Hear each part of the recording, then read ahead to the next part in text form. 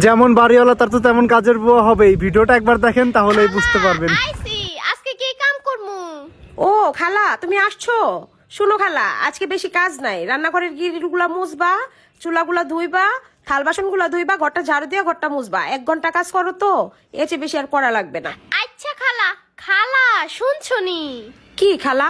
আরে পাশের বিল্ডিং এ তোমার যে বান্ধবীর মাইয়া তো গেছিল গা, একবার পাক্কা 15টা দিন থাকাইছে। ওমা খালা, কি বলো এসব? কবে গেছিল? গেছে ওই মাসের 16 তারিখ আর আইছে এই মাসের 32 তারিখ। তা খালা কার লগে গেছিল, কই গেছিল, জানো কিছু? হ, সব জানি। গেছিল বাপের লগে খালার বাইত। 15 দিন পরে মাই যাইয়া লয়ে আইছে। খালা আমি যাইগা, কাম শেষ।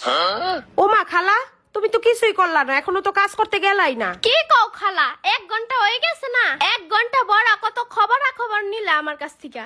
আমার কি আর সময় আছে অন্য বাইত কাম করতে যাওয়া লাগবো না?